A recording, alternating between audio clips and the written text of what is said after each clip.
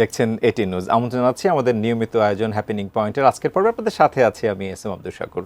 দর্শক, তাপমাত্রা বাড়ছে, টের পাচ্ছে নিশ্চয়ই, এবং বেশ কদিন ধরেই কিন্তু আমরা এই তাপের যে মাত্রা সেটি যে বাড়ছে খুব বেশিভাবে, সেটা কিন্তু খুব সহজেই অনুমান করা যাচ্ছে, কারণ আমাদের বসবাস অনুপযোগী হয়ে যাচ্ছে।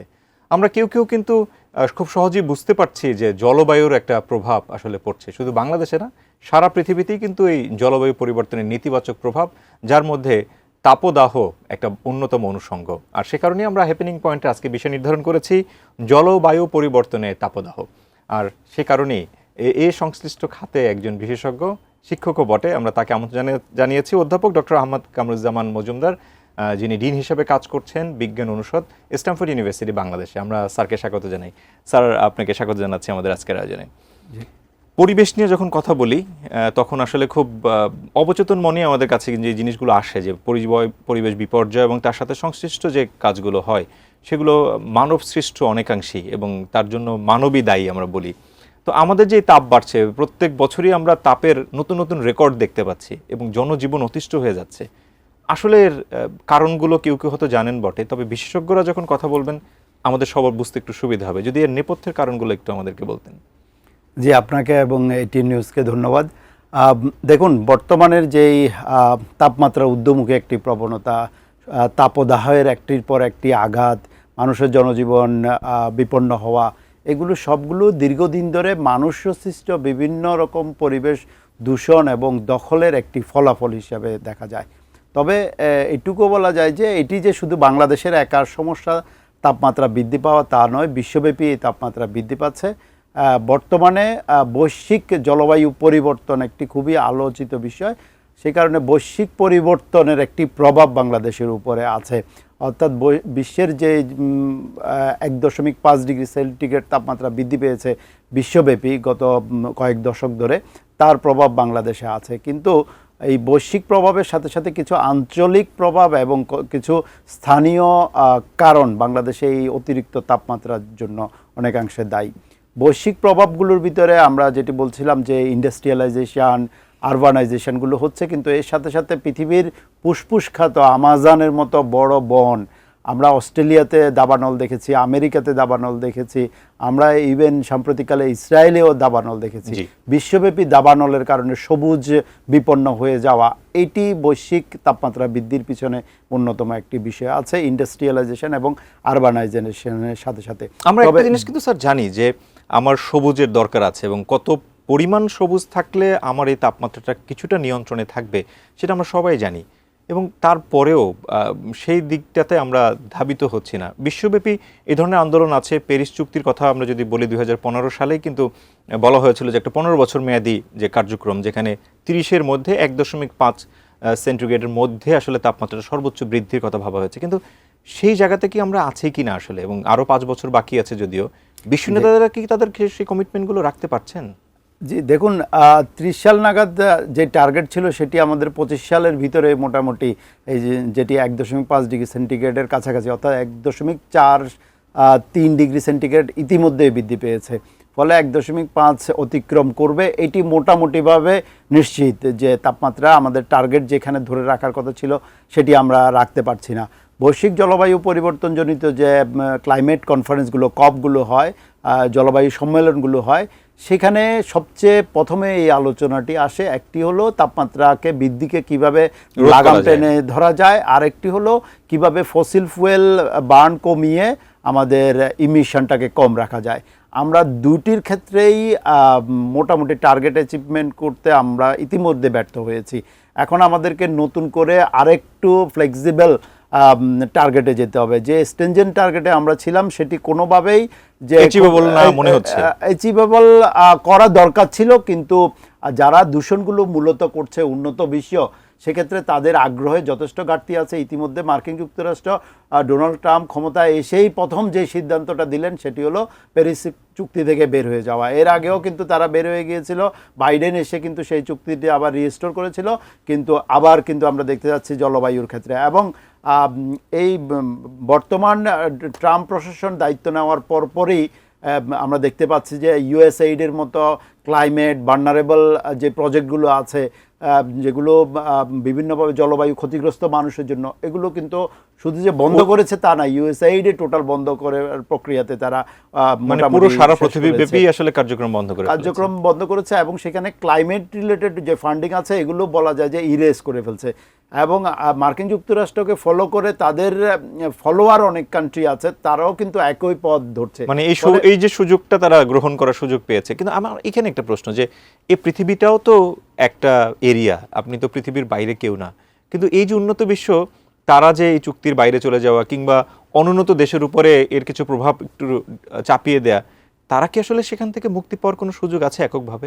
না, মুক্তি পাওয়ার সুযোগ নেই। এর প্রমাণ হিসাবে কিন্তু এই যে সকল রাষ্ট্রগুলো প্রথম দিকে জলবায়ু পরিবর্তনের বিষয়টি অ্যাকনলেজ করতে ডিলে করেছে কিংবা বুঝেও অ্যাকনলেজ করে নাই, তাদের এই ক্ষেত্রে তাদের যে লাইবিলিটিসটা তাদেরকে পে ব্যাক করতে হবে, তারা যে পলিউটার্স, তারা যে লস অ্যান্ড ড্যামেজ ফান্ডে যেতে হবে, যে কারণে তারা এগুলো ইগনোর করার চেষ্টা করেছিল। কিন্তু আমরা সাম্প্রতিককালে লক্ষ্য করেছি যে ন্যাচারাল পানিশমেন্ট বা দাবানল, সেগুলো তাদেরকে গায়ে যদি আগুন লাগে দেবালয় যে রক্ষা হয় না, সেটা কিন্তু বুঝে যাচ্ছে যে এখন পুরা পৃথিবীর বিশেষ করে উন্নত দেশগুলোতে একদিকে দাবানল আছে, আরেকদিকে দেখেন জলোচ্ছ্বাস হচ্ছে, তাদের বন্যা হচ্ছে, অতিবৃষ্টি হচ্ছে, ফলে অনেকগুলো শহর কিন্তু আমরা ডুবে যেতে দেখলাম খোদ মার্কিন। এই বিষয় নিয়ে যেমন আলোচনা আছে, ঠিক একই সঙ্গে বাংলাদেশ কেন্দ্রিক কিছু আলোচনা আছে, তবে একটা ছোট বিরতিতে আমাদেরকে যেতে হবে, ফিরে এসে সেখানেই ফিরবো। দর্শক, আপনারা আছেন এটি নিউজে হ্যাপেনিং পয়েন্টে, আমরা পরিবেশ নিয়ে ইনফ্যাক্ট কথা বলছি, তবে ছোট একটা বিরতি নিয়ে ফিরছি, খানিক বাদে সঙ্গে থাকুন।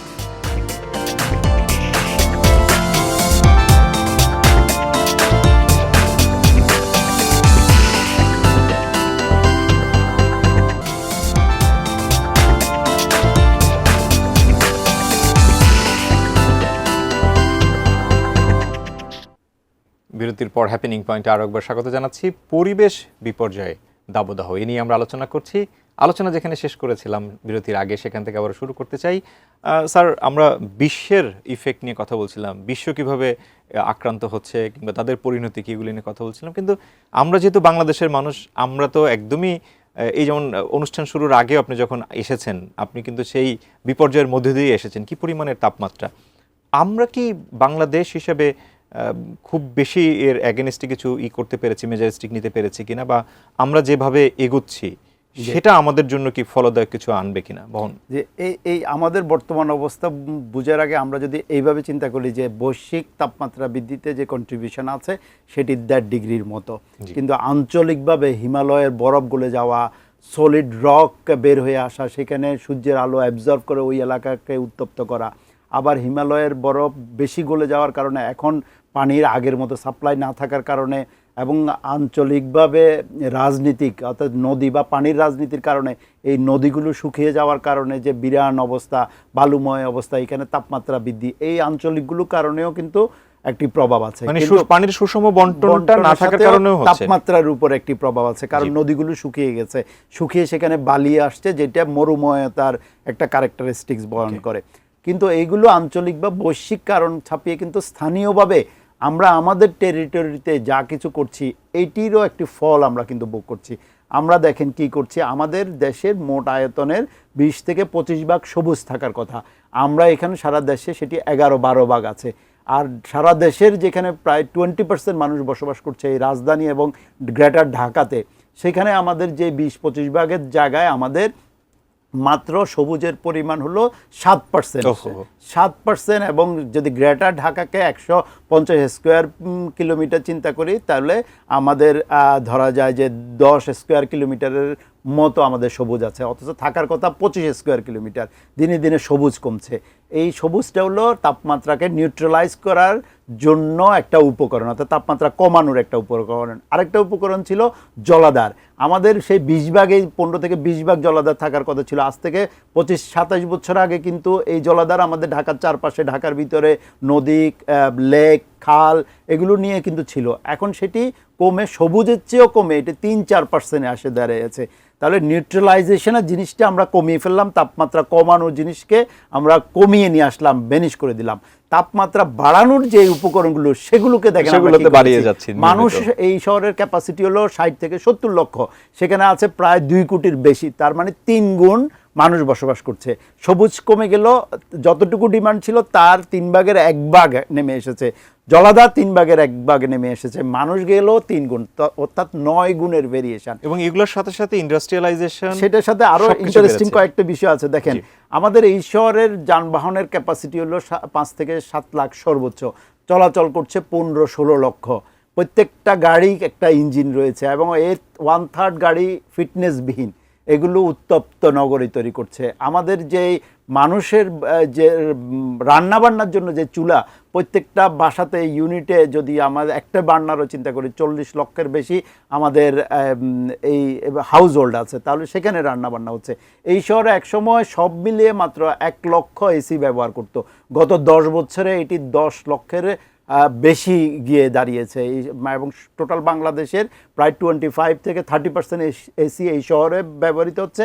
এবং এই তাপমাত্রা বৃদ্ধির সাথে সাথে এসির বিক্রি বাড়ছে প্রতি বছর। এসি কোম্পানিগুলো গত বছর পুরা পত্রিকাব্যাপী তাদের করপত্র ছাপিয়েছে যে কি প্রগ্রেস, আমরা প্রতি বছর প্রায় 4 লক্ষ বেশি এসি ব্যবহার মানে বিক্রি করছি। এসি কোম্পানি বলছে, একটি কোম্পানি, যে তাদের পূর্ববর্তী বছর হচ্ছে 4 লক্ষ ইউনিট সেল কি পরিমাণ বেড়েছে।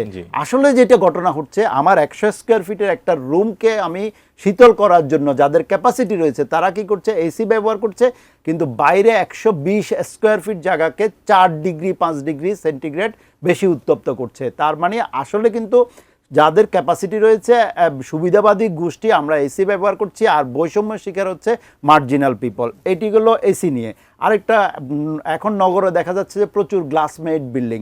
আমরা ছোটবেলায় পড়েছিলাম নিউ ইয়র্কের নিয়ে, বলছে buildings are made of glass and light, অর্থাৎ দিনের বেলা গ্লাস দেখা যায় আর রাতের বেলা ভিতরে লাইটটা দেখা যায়। ওই জন্য বিল্ডিংসকে কংক্রিটের না মনে হয় গ্লাস অ্যান্ড লাইট চিন্তা করা হয়েছিল সে 25-30 বছর আগে নিউ ইয়র্কের। কিন্তু ঢাকাতে এখন কি হচ্ছে, এখন কি একটা কমার্শিয়াল বিল্ডিংও গ্লাস ছাড়া তৈরি হচ্ছে? সমস্ত বিল্ডিংগুলো গ্লাস মেড হচ্ছে, এখানে তাপমাত্রা অ্যাবজর্ব করছে, এখানে হিট আইল্যান্ড তৈরি হচ্ছে, এখানে এটা প্রাণ প্রকৃতি, পাখি গিয়ে সেখানে ধাক্কা খাচ্ছে, কীটপতঙ্গ ধাক্কা খাচ্ছে, তারা মারা যাচ্ছে। অর্থাৎ এটা এনভায়রনমেন্ট ফ্রেন্ডলি না। আমাদের স্যার যেহেতু অনুষ্ঠানের কিছুটা সংক্ষিপ্ততা আছে, আপনার কথাগুলো কিন্তু মোটা দাগে সাধারণ মানুষের কাছে হিসাবটা থাকার কথা, এবং আমরা প্রত্যেকেই বুঝি জানি। তার মানে হচ্ছে বোঝা জানার পরেও কিন্তু এর কোনো প্রতিকার আমরা করছি না মানুষরা। আমার যদি প্রশ্নটা এরকমই হয়, আসলে মানুষ হিসেবে আমাদের করণীয়টা কি? এখানে ভোগের দিক থেকে একটা পলিসি ইন্টারভেনশন দরকার আছে। দেখেন, আমরা বেশি ফসিল ফুয়েল ব্যবহার করেছে বলে উন্নত বিশ্বের কাছে আমরা লস অ্যান্ড ড্যামেজ ফান্ড চাচ্ছি। কারণ কি, তারা আগে পলিউশন করেছে, আগে ইমিশন করেছে, আমরা তার কাছে ক্ষতিপূরণ চাচ্ছি। কিন্তু ঢাকা শহরে বসে আমি কি পরিমাণ এনার্জি ইউজ করছি, কি পরিমাণ গাড়ি ব্যবহার করছি, কি পরিমাণ এসি ব্যবহার করছি, আর শ্যামপুরের মানুষ কি ব্যবহার করছে, কিংবা আমরা ঢাকার ভিতরে কড়াইল বস্তিতে মানুষ কতটুকু এনার্জি ব্যবহার করছে, তাহলে আমি যে বেশি ব্যবহার করছি আমি কোন রেটে বিল দিচ্ছি? আমার যে এসির জন্য তো কোনো লাইসেন্সিং সিস্টেম নাই, আমি যতগুলো এসি ইচ্ছা ততগুলো ব্যবহার করতে পারি। এবং টেম্পারেচার কন্ট্রোলের ক্ষেত্রেও কিন্তু আমরা কোনো কিছু মানতে চাই না। আমরা সাম্প্রতিক সময়ে জ্বালানি উপদেষ্টা কিন্তু বলেছিলেন যে 25 এর নিচে রাখা যাবে না, সে নিয়েও কিন্তু অনেক রকমের সমালোচনা। মানে চেঞ্জ করার আমাদের মাননীয় প্রধান উপদেষ্টাও কিন্তু আজারবাইজানে কিন্তু সেটি বলেছেন জলবায়ু সম্মেলনে, 29তম জলবায়ু সম্মেলনে উনি যেটি বলেছেন সেটি হলো আমাদের লাইফস্টাইল চেঞ্জ করার বিষয়, 3-0 কথা উনি বলেছেন। আমিও সেই জায়গাতে যাচ্ছি। আসলে আমাদের সবাই, এটা আমেরিকাতে বসবাস করি কিংবা আমি শ্যামনগরে সাতক্ষীরাতে বসবাস করি কিংবা ঢাকা, আমাদের লাইফস্টাইলটা চেঞ্জ করতে হবে। আমাদের যে ডিমান্ড বাড়ছে দিনে দিনে, খালি আমি প্রত্যেকটা জিনিসের ডিমান্ড বাড়াচ্ছি, আমাদের এই ডিমান্ডকে কমিয়ে আনতে হবে। এবং আমাদের মনে রাখা উচিত যে জিনিসের শুরুতে স্বাদ তেতো, তার ফলটা কিন্তু মিঠা হয়। আজকে আমি আমার সুবিধার জন্য যে পরিবেশের বিপর্যয়টা করছি, আমার পরবর্তী প্রজন্মের জন্য আমি কি পৃথিবী রেখে যাচ্ছি, কি দেশ রেখে যাচ্ছি, এটা মনে হয় আমাদের প্রত্যেকেরই ভাবা দরকার আছে। এই মানুষের উদ্দেশ্যে যদি সংক্ষিপ্তভাবে কিছু বলেন যে তারা আসলে কি ভাববে। দেখুন, একজন মানুষের জন্য যে অক্সিজেন দরকার, আমি অন্য সব ডিমান্ড বাদ দিলাম, আমার 3টা গাছের অক্সিজেন আমি দৈনিক ইনহেল করছি, আমি নিঃশ্বাস নিচ্ছি, কিন্তু আমি আমার লাইফ টাইমে আমি কয়টা গাছ লাগিয়েছি? সো আমার যদি আমার অক্সিজেনের সরবরাহের নিশ্চয়তা আমি অন্তত যদি নিশ্চিত করতে পারি, এই 2 কোটি মানুষ ঢাকা শহরে বসবাস করে, তাহলে 6 কোটি গাছ কোথায় আমরা এনশিওর করেছি। আমরা যদি ব্যক্তিগত পর্যায় থেকে সবুজকে গুরুত্ব দিই, আমরা পানিকে গুরুত্ব দিই, নীলকে গুরুত্ব দিই, এগুলোকে যদি রক্ষা করতে পারি এবং আমাদের লাইফস্টাইল চেঞ্জ করতে পারি, নিজ নিজ জায়গা থেকে যদি ভূমিকা রাখতে পারি, তাহলে এই উত্তপ্ত নগরী অবশ্যই একদিন শীতল নগরী হবে। আমরাও চাই, কিন্তু আমরা শীতলতা চাই, আমরা দিন শেষে ভালো থাকতে চাই, আমাদের আগামী প্রজন্মের জন্য একটা বাসযোগ্য পৃথিবীও রেখে যেতে চাই। আমাদেরকে সময় দেওয়ার জন্য স্যার আপনাকে অসংখ্য ধন্যবাদ জানাচ্ছি। ধন্যবাদ। দর্শক, প্রত্যেকেরই কিন্তু দায় আছে এবং আগামীর পৃথিবী গড়ার জন্য আপনার আমার সবাইকে কিন্তু এগিয়ে আসতে হবে। আমরা প্রত্যাশা করছি, আমরা বিশ্বাস করছি এবং স্বপ্ন দেখছি আমরা প্রত্যেকেই এগিয়ে আসব আপনার জন্য। ভালো থাকুন সবাই, নিজে ভালো থাকুন, ভালো রাখুন আপনার চারপাশ। আগামীর দিনে নতুন কোনো বিষয় নিয়ে হ্যাপেনিং পয়েন্ট আপনার সঙ্গে। আল্লাহ হাফেজ।